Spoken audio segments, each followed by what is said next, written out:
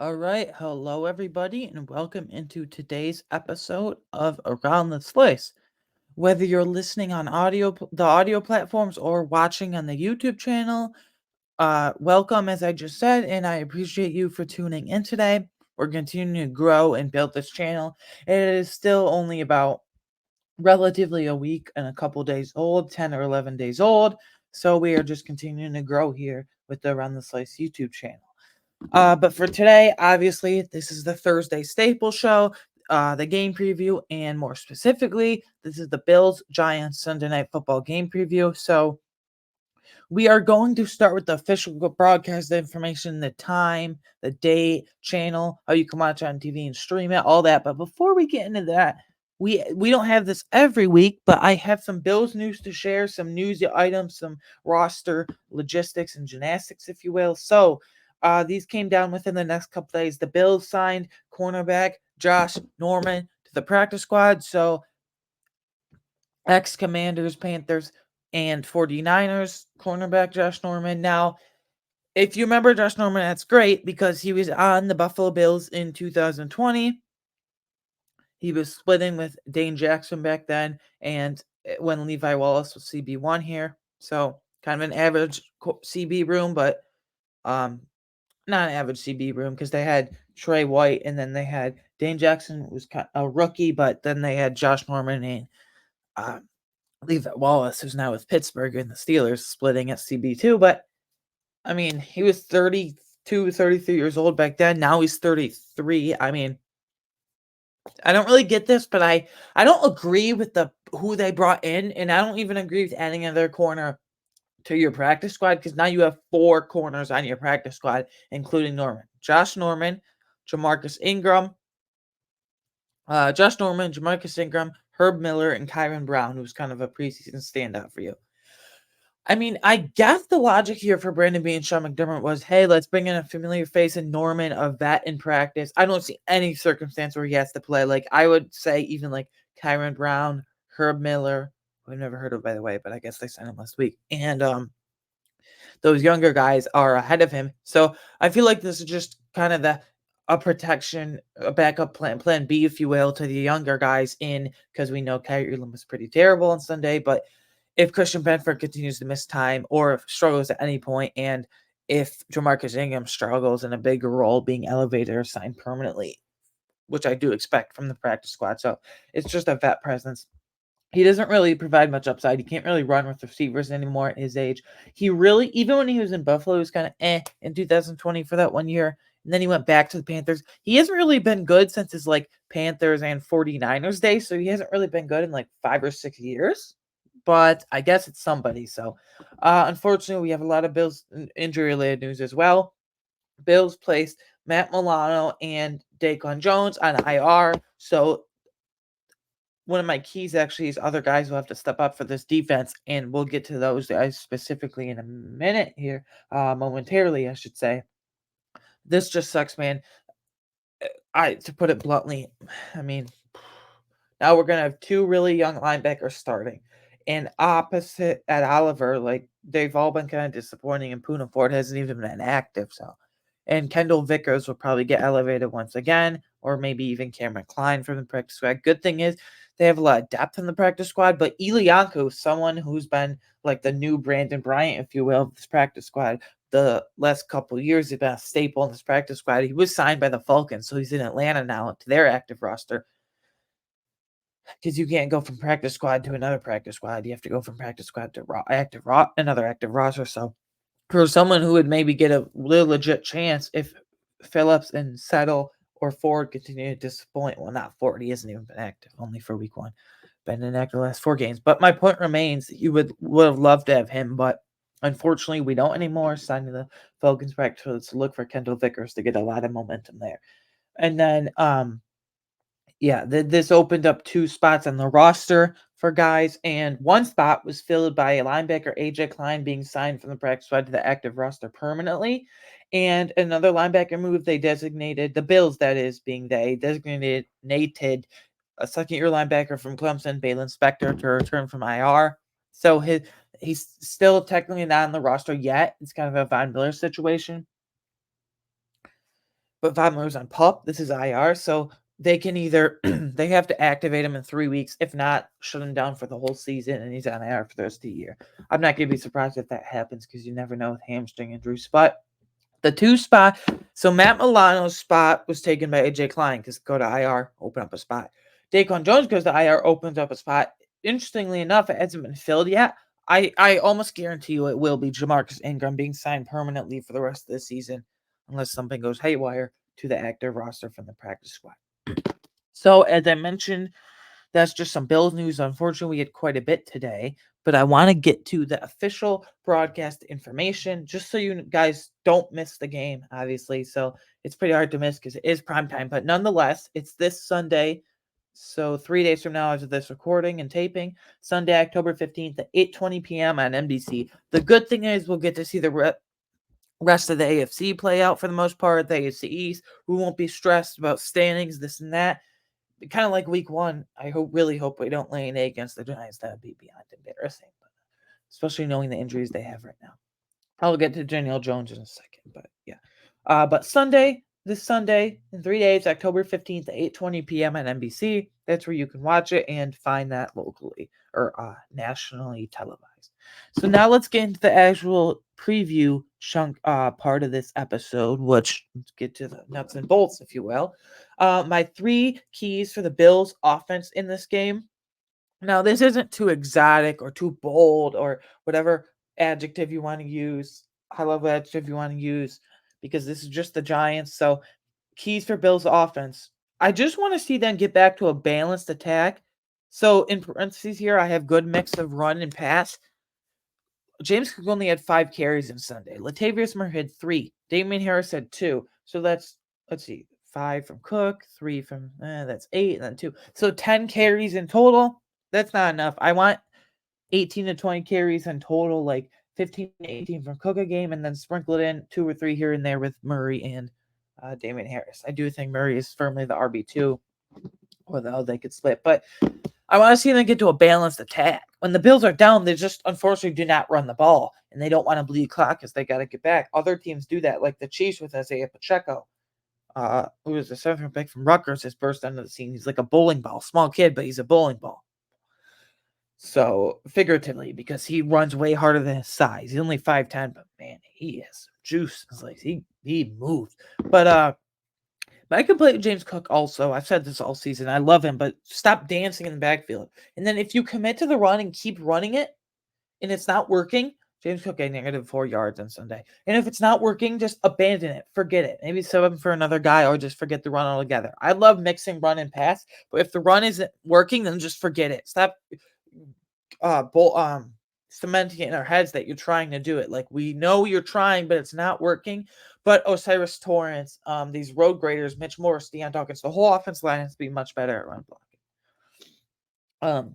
So, except it's not their strong suit. Everyone but O'Cyrus Torrence isn't the best at run blocking, but they've been doing well above average the past few weeks. So I just want to see a mix. But if it's not there, it's not there. Don't do straight runs down the middle if it's not there.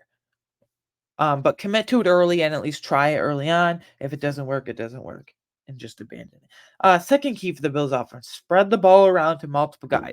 Now, other than Diggs and Davis, I've been kind of disappointed with the offensive weapons here moving around. And even half of the games, most of the games, Davis doesn't even get that big of a target share just because he's a big play guy, big play Gabe, if you will. But they haven't utilized the tight ends. Instead of using Dawson Knox and Dalton Kincaid, which, by the way, Dalton Kincaid was in concussion protocol. I never saw him leave the game, but Sean McDermott said Monday in his weekly post-game press conference the day later. And I doubt, I almost 99.9% sure he won't play. No player this season has enter concussion protocol and played the very same week or the very next week, I should say. So he'll miss at least the game because with the 2 incidents last year, 2 or 3 concussions, 2 documented in quotes concussions. I think he had a third, but that's besides the point.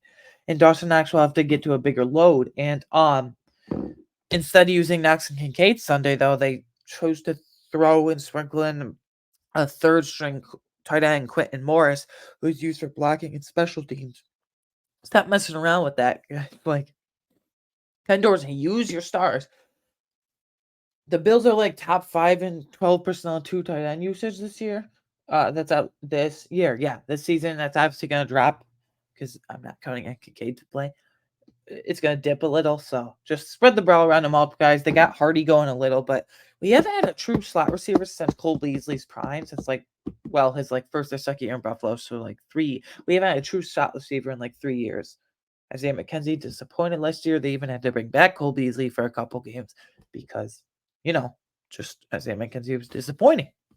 So just spread it around to guys other than Davis and Diggs. Maybe Knox will take on a bigger load, and I expect, and honestly, I'm pushing and want him to, with Kincaid out. Maybe continue to use Hardy speed on deep shots like you did last week, but then use Sherfield's run after catchability and Shakir's kind of a mix of everything, play in and out, slot and outside receiver. My third and final key for the Bills offense against the New York Football Giants is stress this poor Giants defense with multiple deep shots down the field. I want to see 3 or 4 deep shots. I want to see play action. They're at like what 25, 26% play action right now, middle of the pack. I want to see Ken Dorsey pushing that to 35% play action. I want to see some end arounds. I want to see some creativity, but take some deep shots to Diggs and Davis. That's what Davis is for. Like I said, take the top off the defense by using Hardy's speed. Sherfield has speed too, but especially Hardy. So when I say poor, I mean poor. Deontay Banks has been rough in coverage, the rookie out of Maryland, first round pick, and Trey Hawkins, I think he's from UConn or something like that. I know UConn football not very popular, but or good, but they're starting 2 rookie corners, a first round pick and a fifth round pick, I believe. Doesn't matter. And then Dory Jackson in the slot was aging kind of slow and lost athleticism. So stress this defense. And then this defense line, Azeez Ojulari might not play. Kayvon Thibodeaux is all they have. Dexter Lawrence is kind of having a disappointing season, in my opinion. Maybe you double team him, but even then, like he's still been disappointing. So just stress this defense in multiple ways. Big play, Gabe Davis, Stefon Diggs, immaculate route runner. Use Deontay Hardy's speed. Will open up the game and bomb it down the field and use Deontay Hardy's speed to your advantage. Just take the top off this defense. And I think once you do that, Josh Allen will be out by fourth quarter, and you'll be able to ride James Cook in those big backs and Damien Harris and Latavius Murray. And that will play into my first key, a good mix. Next, my 3 keys for the Bills defense. Let's smoothly transition to that. My first of 3. Tee off on this beat up Giants offensive line. When I say beat up, I don't mean like inexperienced. Well, they are inexperienced, but I mean literally beat up. Literally, like most, if not all 5 of the stars are banged up at one point or not banged up at one point or another. They had multiple offensive linemen that didn't practice yesterday or were limited. And Andrew Thomas is their best one, but he's injured. Evan Neal, it's just I'm scared for his future because like he was a top 5 pick. He went in front of Ike Ekwonu from Mississippi State there to the Panthers. For a minute to the Panthers, but Evan Neal's been disappointing. He doesn't use leverage very well. So T often literally beat up all injured offensive linemen. Shane Lemieux injured, center John Michael Schmitz injured, Andrew Thomas injured, Evan Neal not injured, but very inexperienced and very poor play in his year and a half in the NFL, just about year and a half in the NFL. So they're either injured or inexperienced or poor play. I'll get to how we can attack and like sack totals, but tee off on this beat up defense line. Even if Greg Rousseau doesn't play, AJ Epinesa has been on a tear this season. Leonard Floyd sneakily had 2 sacks last week. Terrell Bernard can even get a sack with delayed blitzes. Hopefully someone steps up next to him, which we'll get to momentarily at linebacker. Maybe do some safety blitzes as Jordan Poyer is a very hard-hitting safety. And Ed Oliver's going to take on more of a load now, as I mentioned, as I said earlier, towards the start of this episode, I should say, because Daquan's out, unfortunately. Second of 3 keys for this Bills immaculate defense. make Tyrod Taylor. Okay, so I should preface this by saying I don't think Daniel Jones will play. I think it's highly unlikely. The Giants are 1-4 now. They don't want to rush Jones back. I doubt he goes in IR, but he sustained a pretty brutal, not brutal, he hit his head on the turf, whatever. It wasn't a concussion, but it's probably worse. He had a neck injury and left for the Dolphins. He didn't practice yesterday, being Wednesday, October 11th.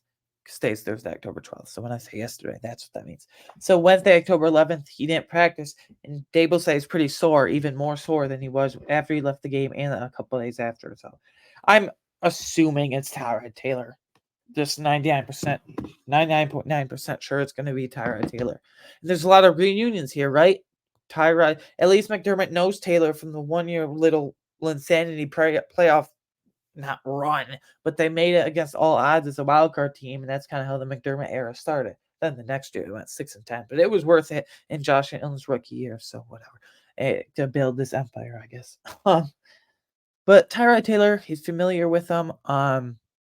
A lot of reunions. Brian Dable's the head coach. Now he kind of built Josh Allen, or Josh Allen built him. The jury's still out, and that made him who he is, and then propelled him up. And then Matt Breida, running back, coming back.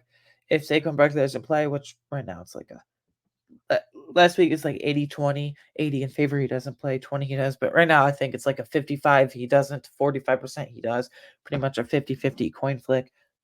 But even if he does, they're going to rely on him a ton, because my second key is make Tyrod Taylor turn the ball over, as he's been a very smart and safe quarterback in his career. Make him run out of the pocket and punch that ball out. That's Tyrod's best asset. He doesn't have a strong arm at all. It's kind of a noodle arm. He was good in Buffalo. He never turned over, but he just was too short. Couldn't see over his own offensive line. I mean, that literally not true, but he couldn't. And then kind of a noodle arm, if you will. Thing is, he's very accurate, but like if you can throw off his accuracy and make him run and take away his best asset, which is accuracy, and standing in the pocket, then affect him at that D line. It all plays into each other. D line affects him. And speaking of defense and D line, actually, yeah, players need to step up in the absence of Matt Milano and Daquan Jones. So for Matt Milano, whoever they give the nod to, at weak side linebacker / outside linebacker next to Bernard, I don't think they move Bernard there. Bernard's staying at middle linebacker. You don't want to move two guys just to replace one, unfortunately. But Tyrell Dotson, Jordan Williams, maybe the AJ Klein, but I'm thinking this is a Dotson Williams split thing. Maybe they do split, because it's not like the middle linebacker where they have to relate to the whole defense. Hey, buddy, move over there or shift over there. Hopefully you get what I mean. But they get the calls, Bernard does, from McDermott. But yeah, they got to step up Dotson and Williams. And the good thing about Williams is he's been trained at middle and weak side / outside linebacker, because through training camp, they kind of split him at both.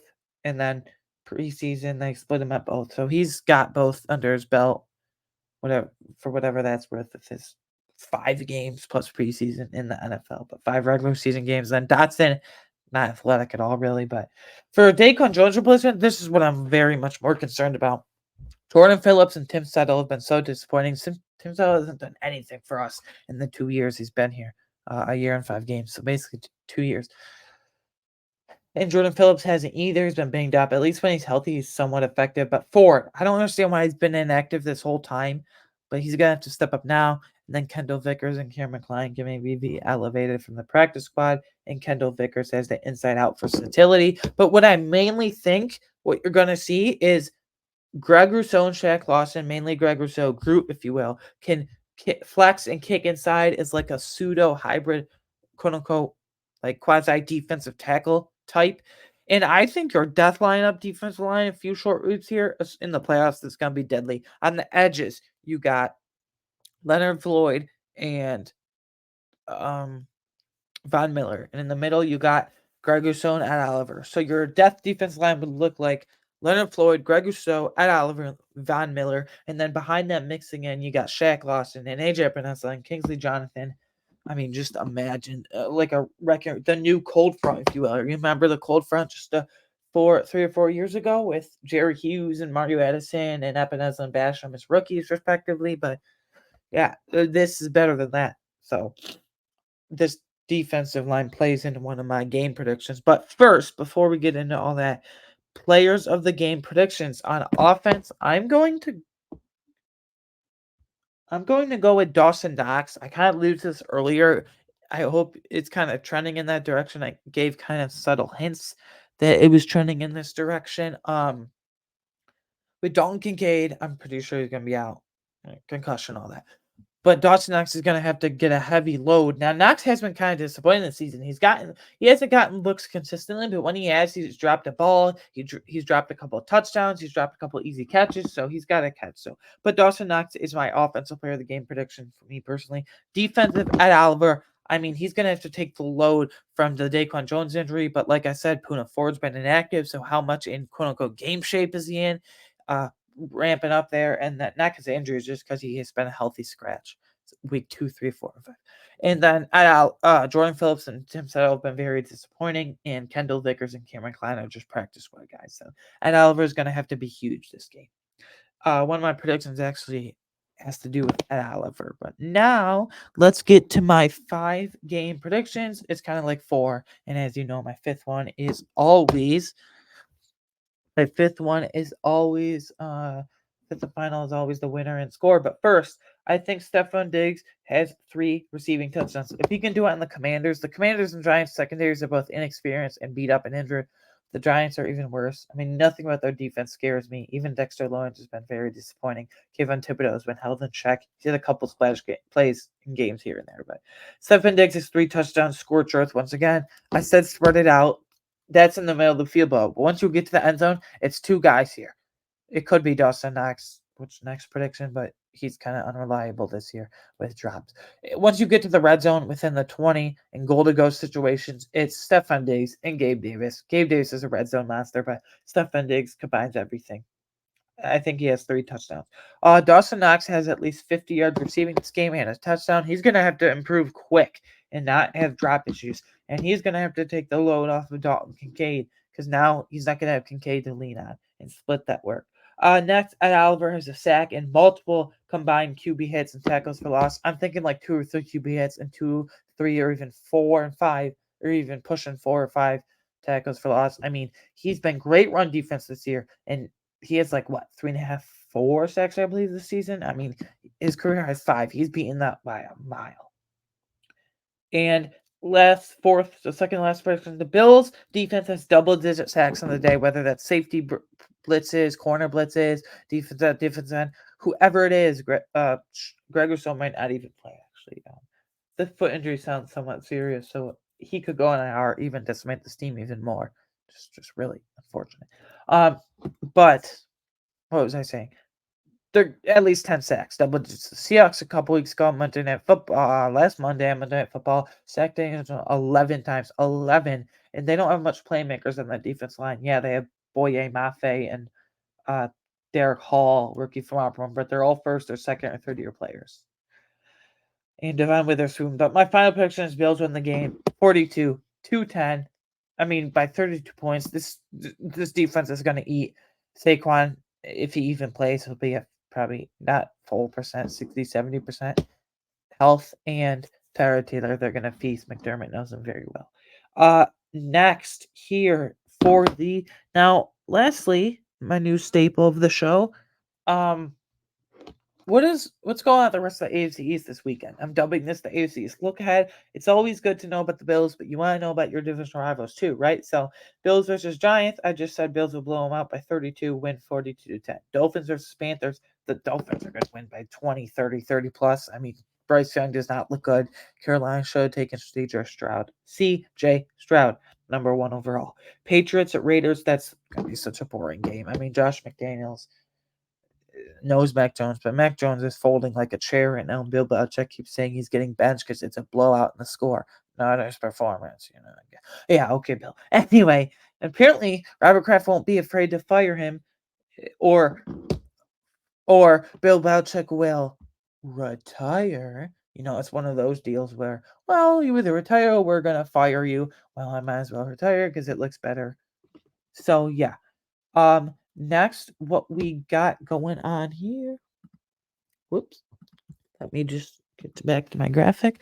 Yeah, it's one of those deals with the Patriots, but and then Jets versus the Eagles. The Eagles are gonna get mutilate the Jets, in my opinion. Yeah, they almost beat the Chiefs. Yeah, the uh, they beat the Broncos by 10, but that's the Broncos. You're no match for Jalen Hurts, Devontae Smith, Dallas Goedert, and um AJ Brown, most important one, and DeAndre Swift. And then that defense, Jalen Carr is playing an elite level as a rookie defensive tackle. So yeah, this has been my preview for the Bills Giants Sunday night football game. I hope you enjoyed this. Back to my banner there. I hope you enjoyed this. And special announcement, I am having my first ever live stream tomorrow, Friday, October 13th, on this Around the Slice YouTube channel. So Friday, October 13th at 8 p.m. Eastern. So tomorrow, Friday night, October 13th, 8 p.m. Eastern, Around the Slice YouTube channel. We're going to call Around the Slice Live, Friday night Q&A. You can ask me fantasy questions, football questions, life, whatever's on your mind.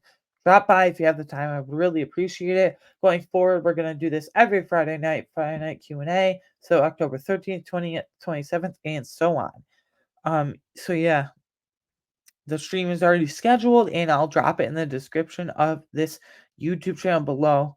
And if you're on the podcast audio platforms, feel free to subscribe to this channel and turn notifications on so you can be alerted when I am going live. So yeah, once again, that is Friday, October 13th for Friday Night Q&A every Friday moving forward at 8 p.m. Eastern, and on the right here on the Around the Slice YouTube channel. I would appreciate if you stop by, drop any questions in the chat for my first ever stream. But you can find me on Twitter personally at awinegunner13. You can follow the show and find on Twitter at Around Slice for any scheduling updates, streams, whatever. And you can listen to this podcast on Apple, Spotify, and watch it here on the Around the Slice YouTube channel or wherever you get your favorite podcasts. And lastly, there's a lot of plugs, but lastly, I have a Patreon. So for just $3 a month, you guys get extra exclusive content. That is aroundtheslice.com/